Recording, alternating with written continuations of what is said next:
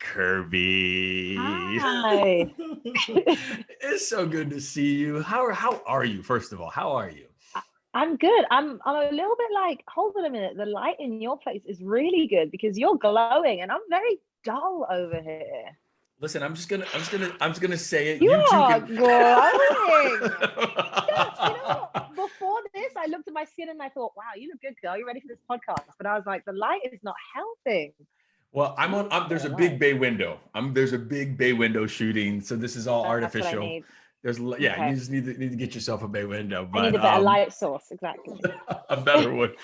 I'm just gonna jump in with a hard hitting question. I mean, it's really hard hitting, Oh. and so I'm gonna go, and I just want to know. Be honest with me. Why do women kill? I know they're sick of men, I guess. They've That's had how I it. would. They've. We've had it. I love you and Why Women Kill. I just want to tell you that I can gush a little bit about you, but just Aw. why we're here. I want to be honest though, like on the other side, on my side, watching you, it has been so inspiring, right? I feel like there was back in the day where we met. I don't know if you remember that before the showcase. Yes, we met in an acting class. Yeah, in an acting class, and then we were in the showcase together.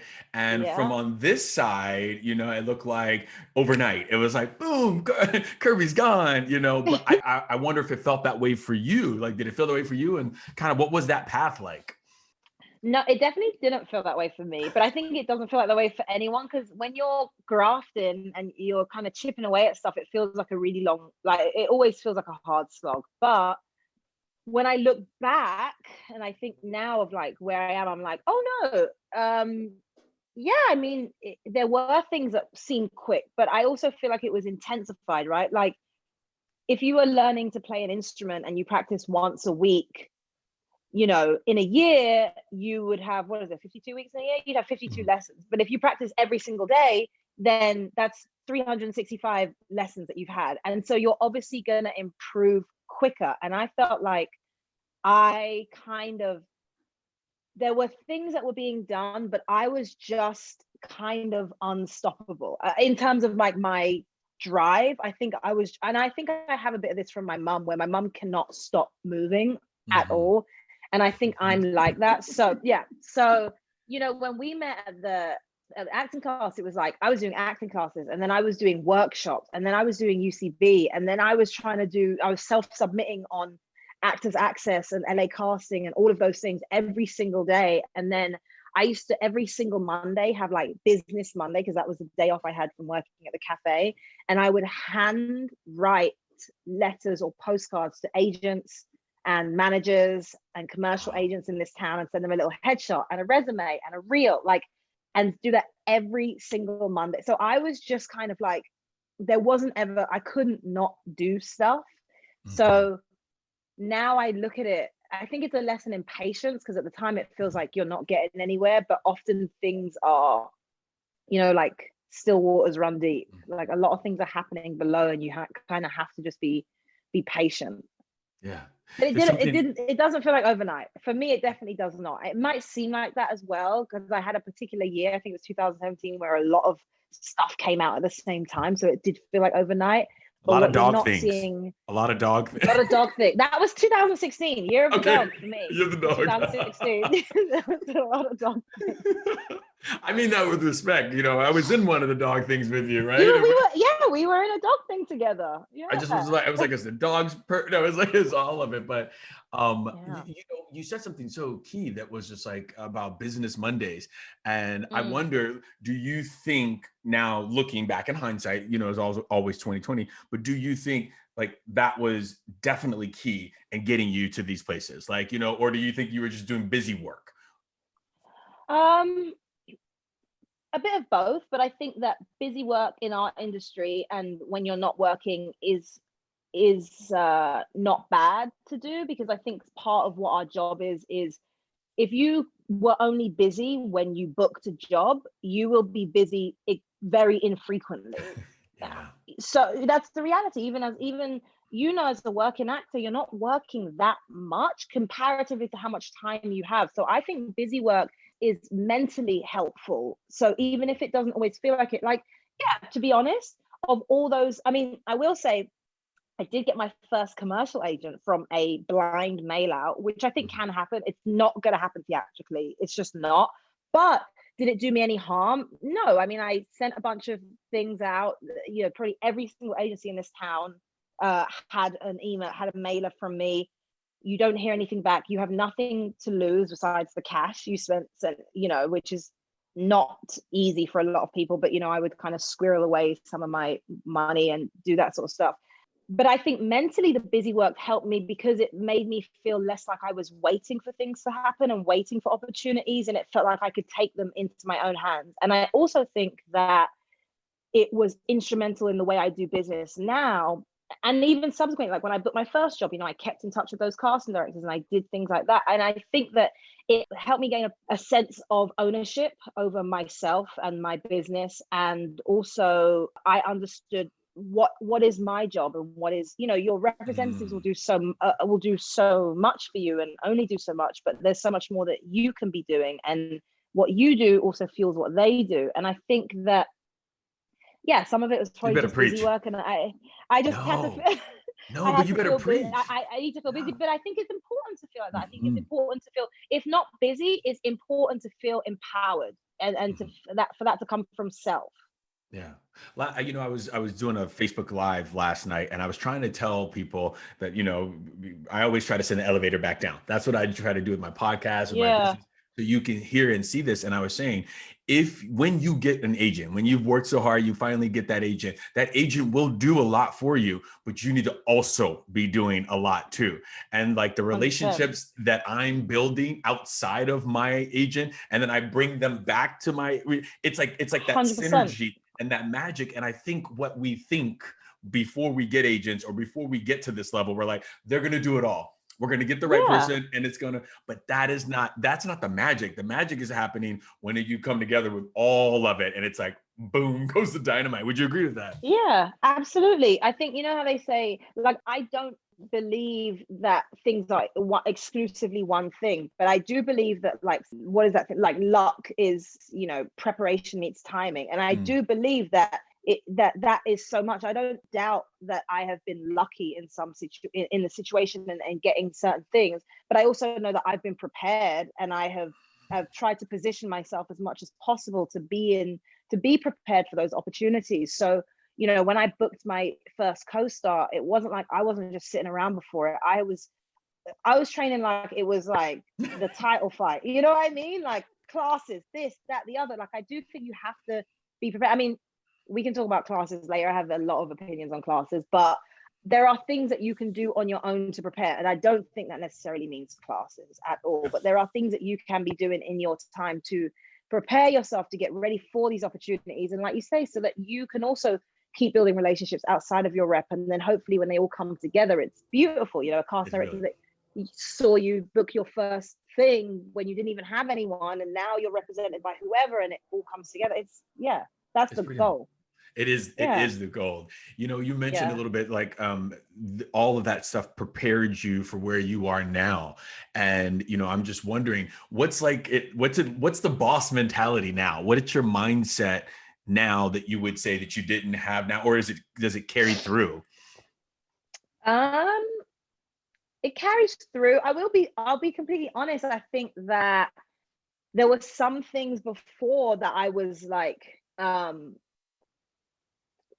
there are things that I was more naive about before. I was like, when I get this job or when I do this thing, it will be like that. And there's all excitement. And then when you get there, I think sometimes the deeper you get into this industry, you can also become more disillusioned with certain aspects of it. But I think my mentality right now, and I'll say this has been such a unique year for everybody across the board, everyone on this planet. But I think as an actor and a writer and a creator, I think this year has particularly taught me patience. And I think if you're saying like the boss mentality, it would probably be patience. It would be having another outlet that is not just acting, whether that be related to the industry, writing, this, that, the other, or it be completely tangential and be like, I'm into pottery now, or something else that can like feed you. But I think, I don't know what the boss mentality is. I think I'd probably pare it down to patience, self-worth, Mm. understanding your self-worth and understanding what you have to give, understanding what you have to offer, and preparation, I Yeah. guess. No, Yeah. it's just a mindset. I think, again, which is really interesting because on the outside, people are looking in at you, right? And when you Mm, look in on somebody, you put what your perception of what they're doing, right? You might be like, absolutely. Dwan, I might have been a little scared, or I might have been, boss here, but like in my mind, it feels like the moves you've been making have been real boss, right? But that's just my perception of it. So I shouldn't put that on you and make you have to feel like you have to. No, but I think that's a good. I mean, that makes me feel very happy, and I'm honored that you would say that looking from the outside, it feels like boss moves, because that's what I see myself as. Like, I am Mhm. literally the boss of my own business. That's Yeah. me, and I have like. I mean, I will say I was labeled bossy from a very young age. It was from what I got on all my school reports. Kirby is very bossy, and actually, I take that. I'm owning it. I love it. They knew. I But love it. I don't know. My mom calls me bossy. She's like, "Oh, you're bossy." I'm like, "Yeah, you'll see. I am bossy. We'll see what Yeah. happens with it." But yeah, I think that as well in terms of like boss moves. I think I'm what I do feel lucky in is I don't necessarily feel this fear of like I have to do this or I have to do that. I think in general, I am someone who, and I did this activity. I just worked on a film called Queen Pins, and the directors were amazing. Before we started, they made us do this. They made each kind of pair. It's like almost, it's a buddy comedy, but there's like a couple buddies, and Chris and Belle and I are in it together, and we play the Queen Pins. But I'm going on a side note, but it comes back. They made us do this activity in the beginning where you figure out what are your core values. I think there's like 25. I think it's based on some Yale experiment that they did to find out, like for politicians or whatever. But you find it and you pare it down to just 3 core values. And it was a very interesting experience because we did it for our characters and we did it for ourselves. But for me, one of the things that came out, one of my core values is joy. And of course, everyone wants to be happy. But when I speak of joy, I mean like I'm miserable, but I'll make a lot of money. It's like, to me, having a sense of joy and bringing a sense of joy to the environment I'm in, to the people I'm in, feeling it is so, I think, a core part of who I am, that when I read something and I get work, it immediately is like, if it doesn't bring me joy, it doesn't make me feel excited, I just know that I'm not going to be able to do that thing. I'm not going to be able to do it when it comes to working on it for a week, 2 weeks, 3 months, 6 months, a year, 7 years as Yeah. options go. Like, I just know that. And so I think perhaps that's been one of a trope of a boss, I would say, is like, know thyself, know what you can do. And I think that will guide you. That sort of acts as a rudder. Because I think Yeah. me knowing myself and knowing what will make me joyful and what brings me joy and what I'm excited to work about has helped me in my career, because then I gravitate towards that thing, or I pick those projects, and that has helped me because I think that if I'm joyful in it, I can bring a sense of joy and then people enjoy it. Yeah. Well, listen, I'm here for, calling it black girl magic, black girl joy. Like, you know what I mean? I'm here for it. So, and a boss. Yeah. So I'm going to label it what I see, because that's what I'm seeing.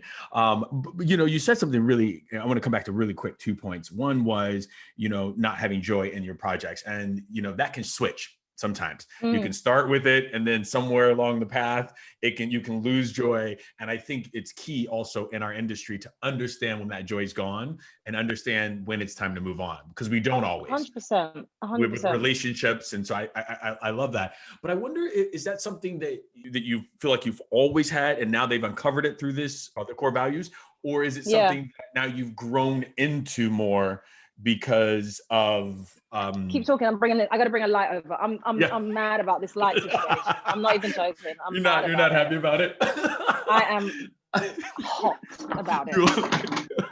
She doesn't love. Your light is banging over there. Keep talking. I am going to keep talking. I want you all to know I'm not going to cut this because this is fabulous.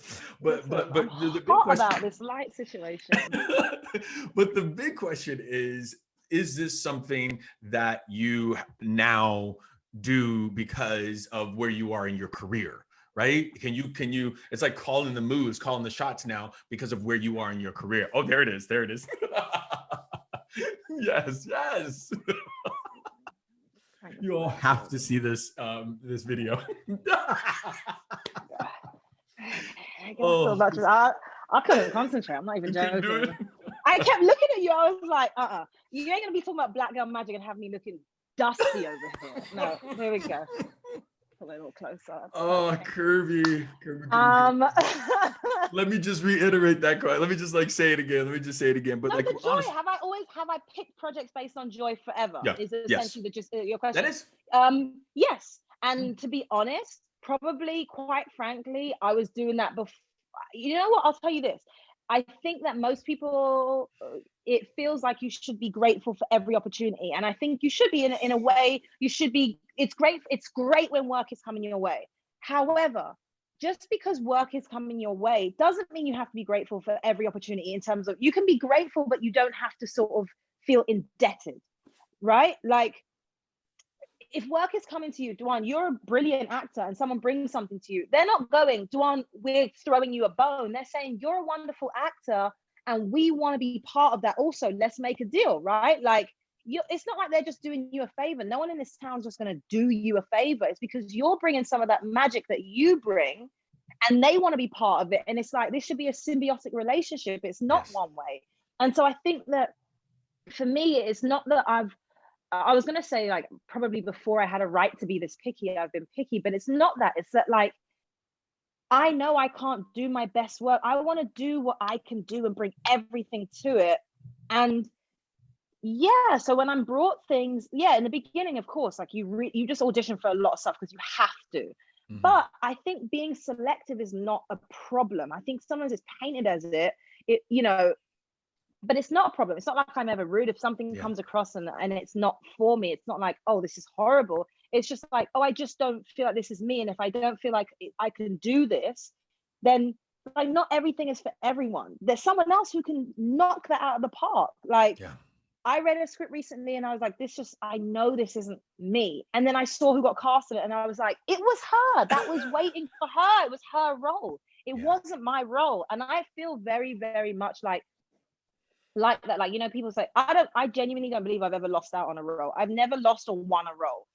I'm either the person or I'm not. And that was very clear early on. And I think that sometimes that gives me personally great peace. I think it cannot be good for some people, but for me, it gives me great peace, because I go, like, it's either mine or it's not. Either I send in a tape and they love it, or they go, oh, I can see something, even if it's not quite right, and it's mine, or it's not. And that's it. There's so, that's what I can control. I can control what I can do, and I can't control what anyone else does. But yeah, I think it's okay to be selective. I think it's a good thing to be selective, to choose what you want, and choose how you know, what you because you give what you get, what you give. Yeah, I have to say, first of all, your light is amazing. Now, second of all, I think this nugget that you just dropped, like, nonchalantly, is something that it took me a very long time to understand after being on a series, right? Being on a series. And it is one of the big things that I think we do a disservice as actors to our other actors, are telling each other that you should just be grateful for that role. You should just be grateful that you're auditioning. You should just, of course, we're grateful that we're getting these things. But sometimes things shift. Sometimes things change. Sometimes I want something different. And we can want something or be something or select something different. And I think we started this deficit of, we'll do anything. We'll take anything. Give me any role. And I'm not there anymore in my life. And so hearing you echo that was just like, what? Because I believe that. Yeah.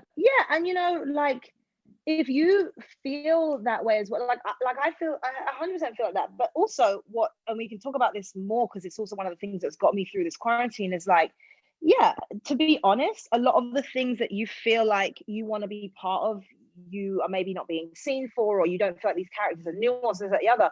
But I think in part of the empowerment for me, like, writing has brought me great empowerment. I can go, you know what? I know the type of role I want to play. I know where I see myself. And if that's not coming, I have the tools in my brain to put that to paper. Even if you don't have to be a professional writer, you don't have to be, but you can you can get things down. You can find a way to go, well, I don't want to keep taking this. I can see something else, and I don't really have the time to just keep waiting for that something else to come. I'm going to materialize it. Yeah. Why do you think a lot of actors, we've heard this so much, right? Create, create, create, get it out. Why do you think so Yeah. many actors are resistant to this? Like, resist it so much? I think there's a lot of gatekeeping. I think there's a lot of like, similar to like economics and taxes, there's a lot of jargon that kind of locks people out and makes people feel intimidated by it, when really a lot of the stuff is quite simple. I think for a lot of people, you feel like you have to be given permission, right? Like, I'm not a writer, I'm not whatever. But I can speak for myself, and I will speak broadly for particularly the Black people I know. Most of the Black people I know have experiences that are wildly more interesting than anything I see on TV, and more diversified and more vast and more thrilling. Why should you not put that on paper? Like, I think there does feel like this thing of like, well, I'm not a writer. Sure, but the story you have to tell is way more interesting than half the things that some writers are imagining. The things that you've actually lived through are so interesting and so unique, and actually so varied in what we want to see from Black people versus what we actually do see. Why shouldn't you put pen to paper and put your experiences down? I don't think you have to be a writer, but you can have, if you have stories. But I do get the resistance, the kind of, I don't even know where to start, because I felt like that. I definitely felt like I don't know where to start. And I think there are certain classes that are really good, but I also think like, what really helped me was sketches. Like, sketch comedy was helpful because it's so short. You don't have to write much, and you can film it if you want. And now you've got, all the different things that you can put yourself on, all different platforms. But that helps starting small rather than going like, I'm going to write a feature. Like, that does seem intimidating, writing like 120 pages just off the bat. But so, like a 3-page sketch or something, something like that. But yeah, I think there is some resistance, and I think a lot of it comes down to confidence. Like, it is hard to know where to start and to feel like, man, does anyone care about this? Does anyone? But from what I've seen from a lot of things I see and a lot of things I read, it's like, I don't think some people are just blindly confident, whether they should be or shouldn't be. I don't think they're there's a lot of people who feel like everyone needs to hear this, and you're like, do they? Do they? But most people who don't think they have something that people need to hear probably have something that people should hear or see. I want to apologize because I'm always trying to just be inclusive of everybody who might hear this podcast and where it's going to go. But I'm going to say that one of the things that got me through this year and really confidence. We're talking about confidence. Was this mug that my friend showed me, and it said, "Have the confidence of a mediocre white man." And it just made me sit back, and I was like, "What does that mean?" He's like, they just walk in there. They're like, "You should see this. Let's make this and let's do this." And it's like, and it gets made. And I was like, I'm gonna walk into a room and be like, I'm not trying to put anybody out there, but I am saying, like you're saying, let's just have that confidence. And your stories are really exciting. I loved I May Destroy You. And I was like, that's all unbelievable. First, like, I was like, what? How did I mean, one of the best TV shows I've ever seen in my whole life. Absolutely the best thing of the year. What am I even talking about? But one of the best shows I've ever seen in my entire life, which is someone's personal experiences. And I think about like how many people have these personal experiences that we're not getting to see, that are so wonderful and so nuanced, and they're just so chic, and we don't even get to see them because people don't feel confident enough. Or they're worried about that first note, right? They're worried about the first note, which you will get, and you'll get loads of notes, and you'll get loads of like, change this, change that, do this, do that. You're like, you will get all of that, but that's no reason to be deterred. So since I dabbled in a little bit of race and color, I was just wondering, just you as a person of color, Black woman, like what hurdles have you faced right now in this industry? I'm just wondering. Hurdles. Well, my lighting is obviously one. That's the first hurdle. Lighting. On and offset. No, what hurdles? Well, I think that the part of it is what hurdles do I face? I'll be honest, I'm probably, as a Black woman, I'm probably facing hurdles that I will never ever know about when that comes to, because we also are an industry that's very secretive when it comes to pay, when it comes to contracts, when it comes to negotiations. All these things are very shrouded in secrecy, and so there's, I'm sure, countless hurdles that I will not until you get to a certain point, or you get certain people who can tell you there are things that you're not seeing behind the scenes. In terms of in front, I think a hurdle that a lot of Black women, in particular women of color, and then also white women face is, I think, often you have ideas, or there are situations where you feel like you know a remedy, or you know a thing, and but you're not, but it's this, your idea is discounted. I think that's probably the biggest hurdle for me personally, and probably for other Black women that I've seen, is like often those women really know absolutely everything that's going on. I mean, I'll speak as a Black person. If there is a Black person in a room, they are seeing everything. They may not say it, but they are seeing every single thing that is going on. They are hearing it. That is our scope of understanding. And I think that's something that maybe white people don't understand, is how well Black people know them and know these situations. And so we see a lot of things that I think people think go unnoticed. Yeah. Yeah. Kirby, you have always, spoke your mind, always. Like, I mean, I don't know. Have you ever held your tongue? I don't even think am I saying anything? It's so funny because even the idea of speaking your mind, I feel like I don't even say anything that is not truthful. Maybe that it's is true, it's real, but that's speaking your mind, right? If it's real, it's truthful. I don't think you're like, let me be clear, everyone, I'm not saying she's talking crap about anything, nothing like that. I just have always known you to be very just very truthful. Like, it is what it is, and one of those places are social media. And I think that we, as a actors industry, there's like this, we can't say too much. We can't talk about politics. We can't, point out, racial injustice. We can't, like, all that stuff. We have to be very, careful. But I've seen you thread that needle so effortlessly. And I guess I wondered, do you think about like, oh, I might not get this role? Or do you think about like, I'm going to offend this studio that's in the future or whatever? Is that something? Or you're just like, no, let me just speak my truth? She's like, now I'm thinking about it, DaJuan. Now I'm thinking about it. Let me shut this shit down and start again. Do I think about it?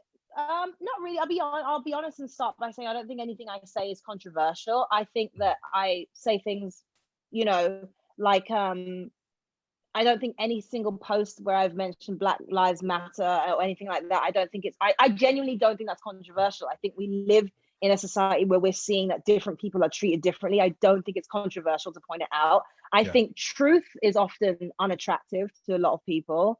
I don't think it's controversial to say that like we're in a state of rampant capitalism. Like, I mean, just literally drive around. Like, the first time I visited LA was 10 years ago, and seeing areas now that are like the community of people that are displaced and like are experiencing homelessness and things like that.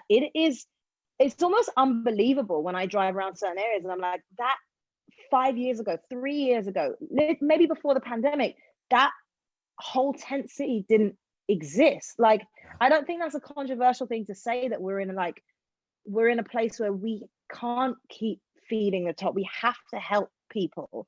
So I guess I don't really think about it, because I don't think I don't say everything online. I think that's dangerous. I think you should have a close group of friends or your partner or whoever that you have conversations that have more nuance. I don't think that the internet or social media is a place for nuanced conversation. I don't think you can be very well understood.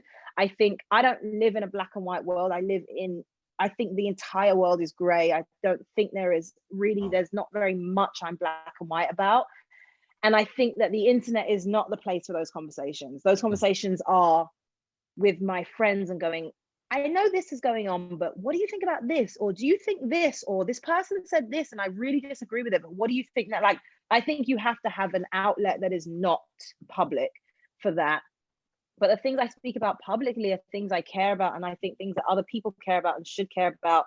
And I genuinely don't think it's controversial. I think that maybe, like I say, pointing out the truth is not always the most attractive, but yeah.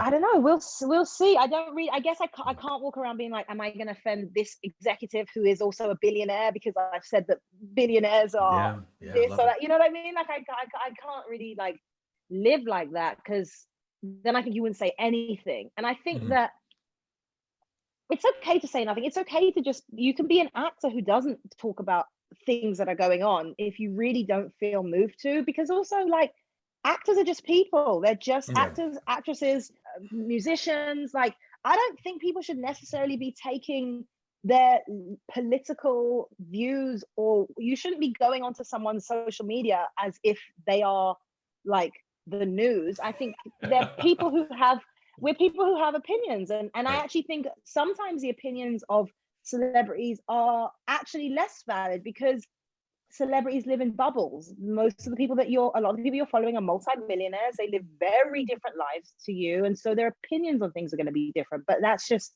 their opinion. And that's what I share is my opinion. I love it. I want to be clear that I'm also very happy that you're just on social media, because I know, like, all those things years ago, all the chimes going off, and you remember we were in WhatsApp, you're like, this is too much. I can't. Yeah. Oh no, I'm a social media hermit. I mean, this page, I only made it public, I think 2 years ago. That was a private page that only my friends had. I think you probably had, like, people I knew had it. When I was on Downward Dog, I think I had like a Twitter, and then my Instagram was private, and like, there's so many things. I mean, there's probably so many jobs that I probably missed out on a certain amount of followers because I wasn't on. So I mean, even when we shot Barry, I remember when we shot Barry, I think my profile was private, and they were like, well, because of Barry, we can verify people. And I was like, I'm not ready to not be private.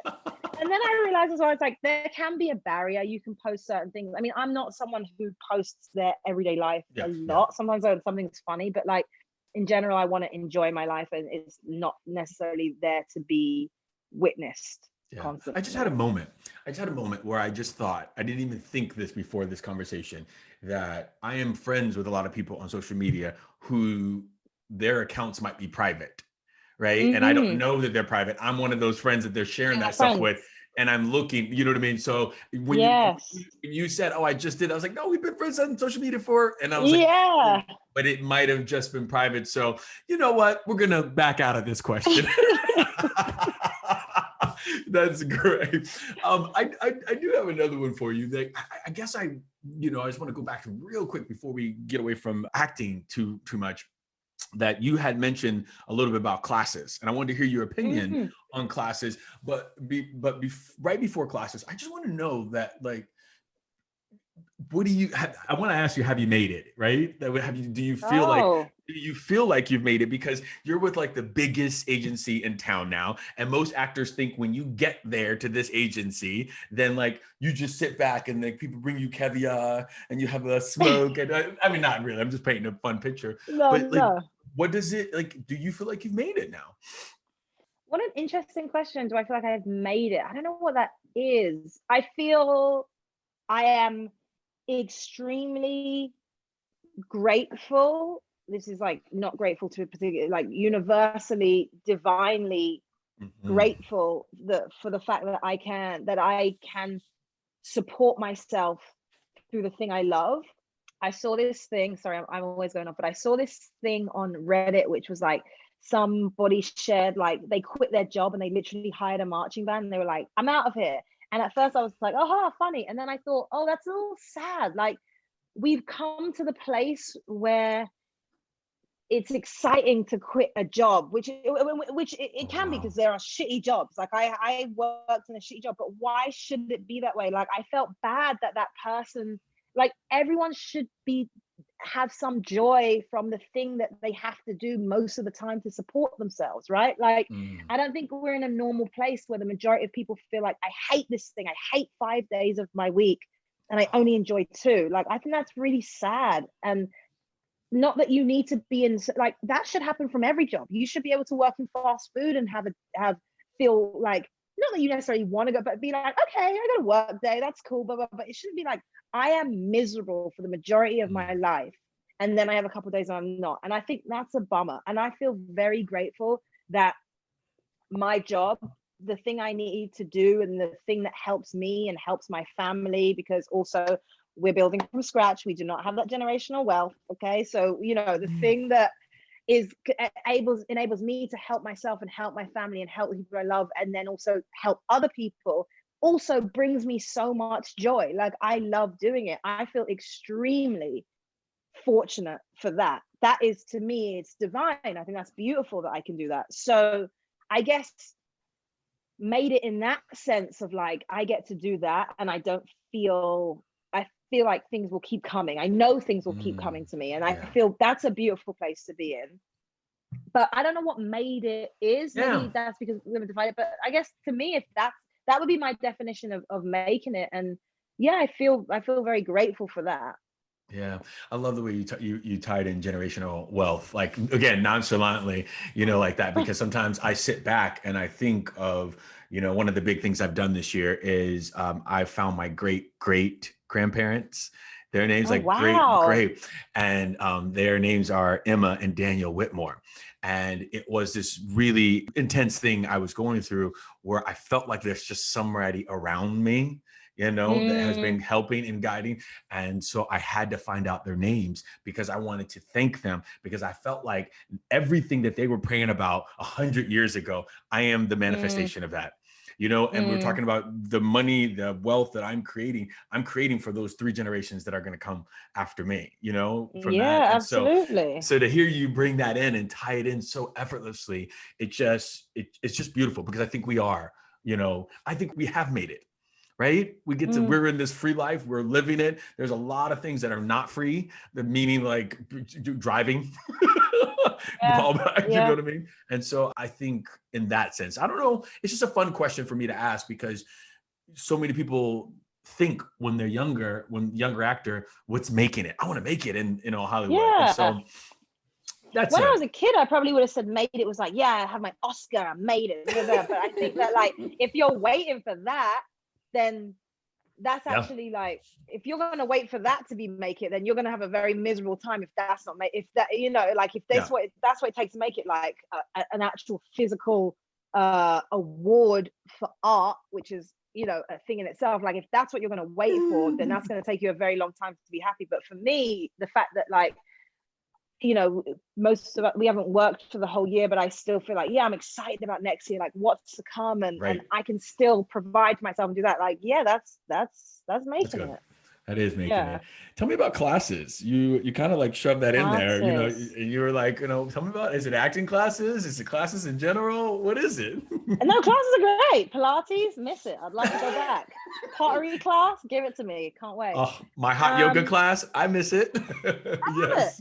I just think that when it comes to acting classes, so, okay, Hollywood, I was having this conversation with my boyfriend. Hollywood is multi-billion-dollar industry, right? But when we think of that, we think of movies and we think of that.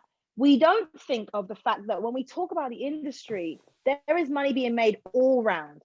Headshots, come to this workshop, do this thing, do this acting class, blah, blah, blah. There is money being made at all levels, and some of it is predatory. And I will say that we met in an acting class. I think one of the those places that can be extremely predatory are acting classes. I think a lot of them charge exorbitant rates to actors. So the majority of people who they know you know, some people's parents are paying their way here. Some people like me were working under the table just to be able to, like, pay for these things. The statute of limitations is up on that, so nobody try it. Don't come for me. Don't come for me. Not. But, like, you know, I was talking about this with my brother because I was like, I want to start an acting class. I actually would do an acting class. Right now, I feel like there's a lot going on, but I do want one. And the rule would be you cannot be in it for more than a year, because these classes are like, stay for 5 years. No, we need to be getting you out. Like, let's get you out there, because there's no substitute for the real world. Also, like, I did a lot of acting classes, but nothing prepared me for being on set my first day and being like, the nerves that washed over me, the feet, like not knowing what was going, like.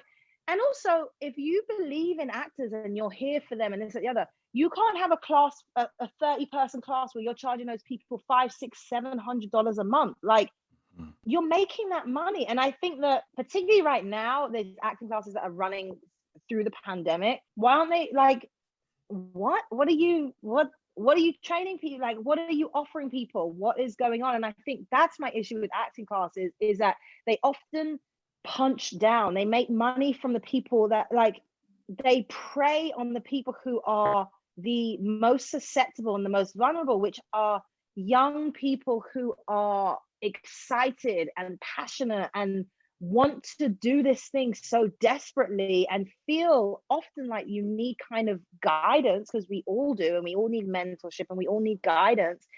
And I think to prey on those people is horrible. Like, it really is. There are some acting classes where I'm like, yes, I took what I needed and those are really helpful. And then there were other acting classes where I had to leave an acting class. The only way they would let me leave is I legit told them I was moving back to London. They would not let me out of the class. That's a cult. It can be really gang. Yes. It really can be. Yes. And I will tell you this as well. This is just a tidbit for people who are in acting classes. If you're the person in an acting class and you're not the teacher's pet, because there's always a teacher's pet. There's always a person that the teacher loves. And if you're not the teacher's pet, good, because I wasn't the teacher's pet. And that is the other thing that acting classes, they get in your head of being like, well, this is the golden child and they're the one that's going to make it. And it's like, tell you what, half the time they're not. They're just the person that, like, they're kind of using that person to keep indoctrinating the rest of you. You're fine. Yeah. You're fine. I have to say that, one of the things that when we met, I was a TA in acting class for that. One of the things I used to say, and I still believe it, is like, I don't want you to be the best actor in my class. I don't want you to be, I want you to get out there and go do it, because here we just get your tools and we move. And I think a lot of the things that I try to teach or I try to work on, because I have a program for self-tapes. That's all I do. Self-tapes to help people really master that. That's practical. I love that, because that is practical. Like, that's what I need. Tell me how to do this self-tape business. That's practical. Tell me how to audition. That's practical. I don't need to be in this class every week bringing back the same play for 4 weeks trying to figure out how to say one word. Like, that's not practical. It's not. And I think what I try to always say is, listen, I'm telling you, the stuff I'm telling you is from set. I was on set today, and if, people are in these self-tapes and they're like shifting all around. I'm like, listen, there's a camera right over my shoulder. If I even smudge this way, I've effed up, Titus's shot. You know what I mean? So I can't, you got to like plant yourself for a second, stuff like that. I try to give them tangible stuff straight from me, straight from set as a working actor. And I think a lot of coaches, a lot of teachers in this town have stopped, and they haven't worked in like 5 decades. You know what I mean? So and things have changed. Everything's changed. Sets changed. Cameras changed. The speed at which we film has changed. Everything has changed. Everything's changing, and you don't get that many takes for that. But listen, I love that on classes. I'm not, I'm not gonna knock it at all, but I'll type for my acting class. Everybody, I'll let you know when Kirby decides to do her.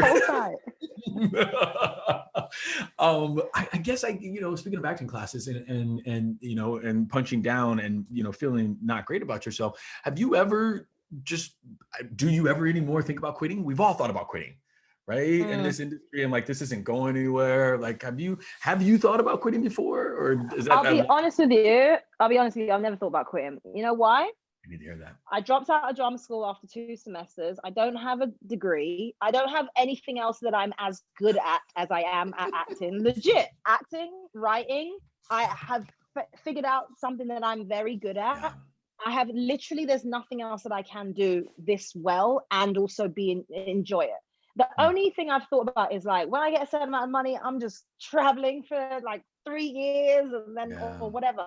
But to be honest, I'm like, I don't have a plan B. I've never had a plan B. This is plan A. I cannot not do this. Like, I remember working with a girl and she was like, if I, I said, made this promise, like, if I haven't done X, Y, Z by the time I'm this age, I'm quitting. And in my brain, I was like, that's never even been an option for me. Like, when I moved out here, it wasn't like I'm gonna go out and try. Like, I didn't move. I'm actually moved here with someone, and it wasn't necessarily like I'm moving here to be in Hollywood.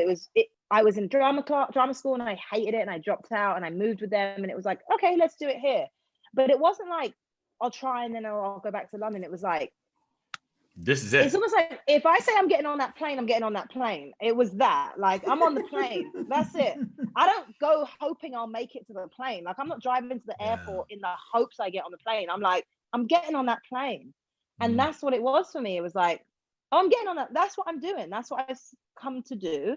And actually, we have a mutual friend who's also been on this podcast, Julissa, and we've spoken about that because she was like that. She was like, oh, I'm doing it. I'm moving and I'm doing it. Like, that's it.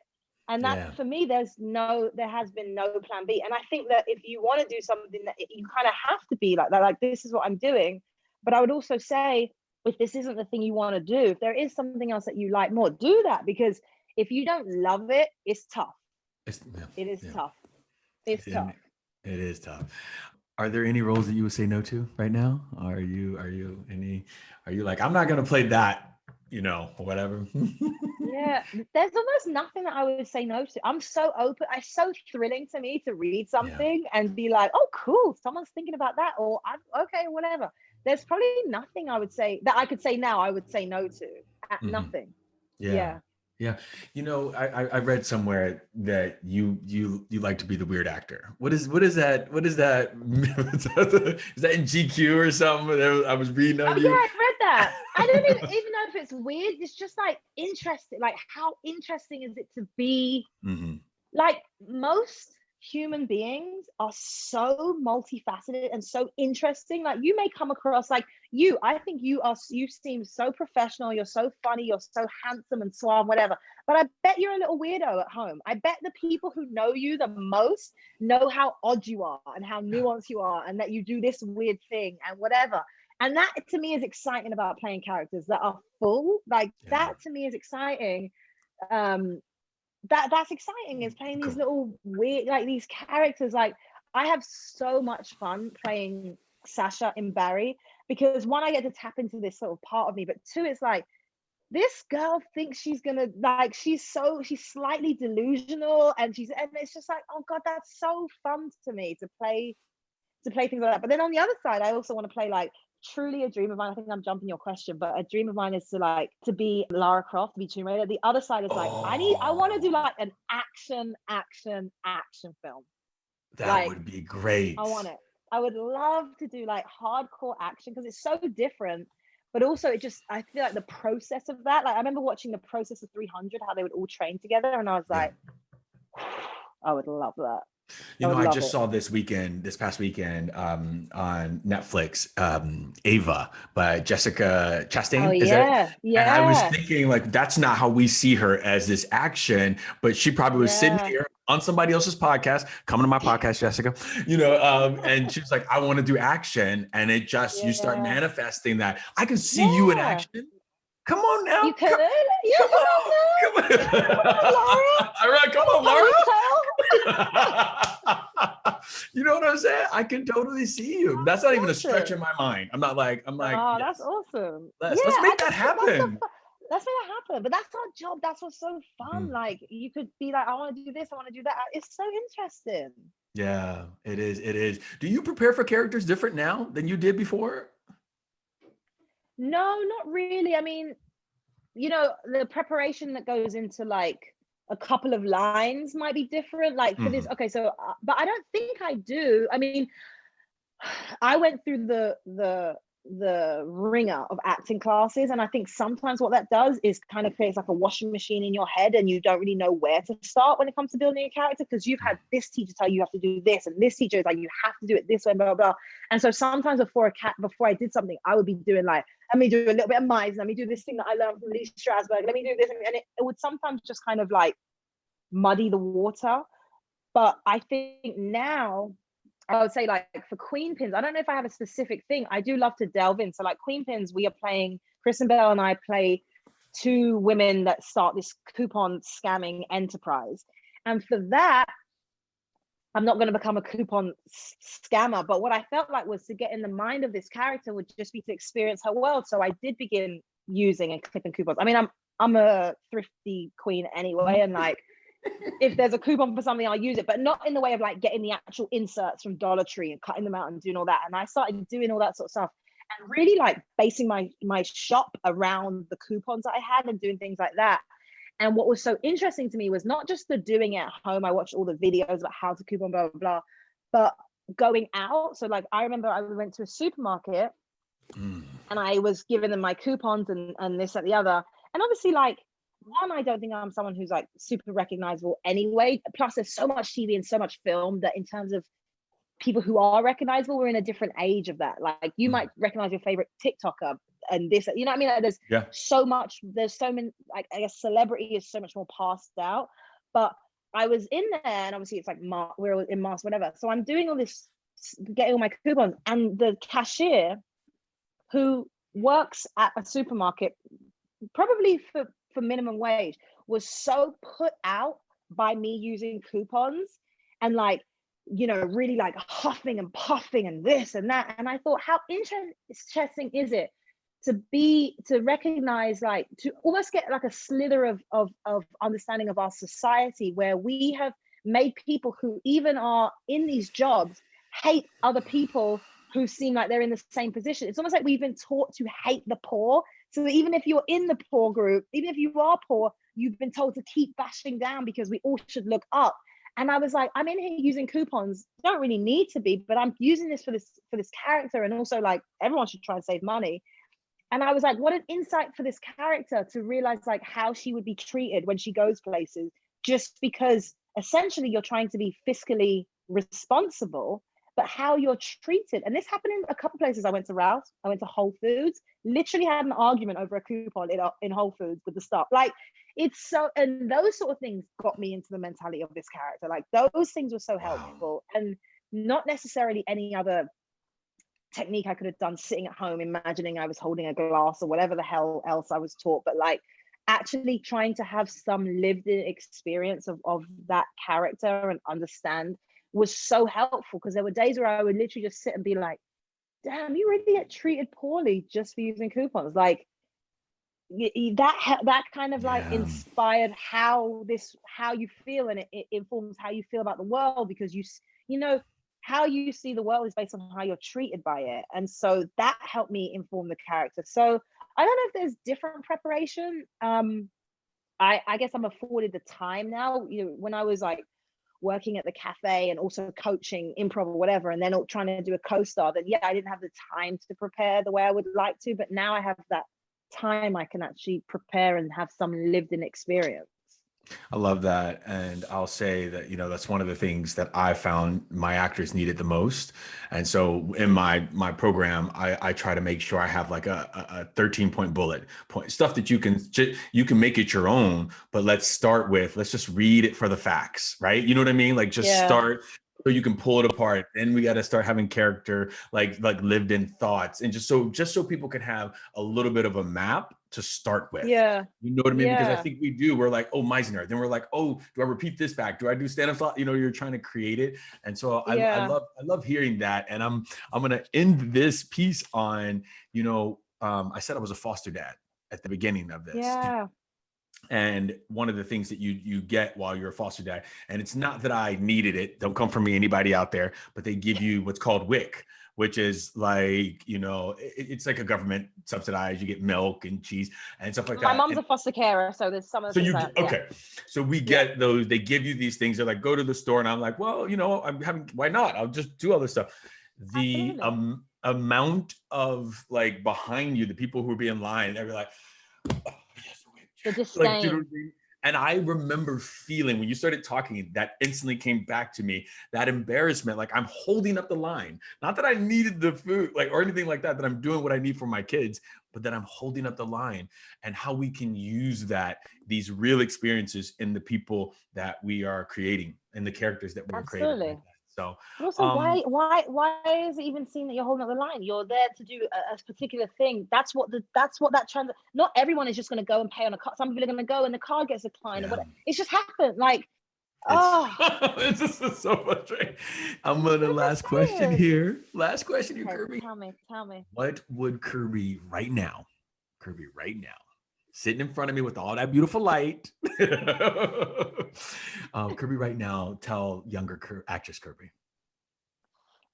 She would tell younger actress Kirby, be patient, don't be dismayed, and don't try not to fall into despair. And that's both career-wise and also just because of the world. I mean, I think in general, I feel very deeply, and I think I've learned this year how sensitive I am and how quickly I can fall into a state of despair in a sort of what's that word? When it's like the whole world. Oh God, global? No, globally, existentially. Oh, existentially. With all the existential things that are happening. But yeah, don't despair. Have faith. Yeah, I will say this. Going. I will say this about you. Every time I've seen you, you have had a smile. You know. Oh, thanks. And it hasn't changed. And I just want to say thank you so much for just talking to some actors out there. I think this podcast is going to inspire so many people just hearing your story. Oh, thanks, Dawn. You're so awesome.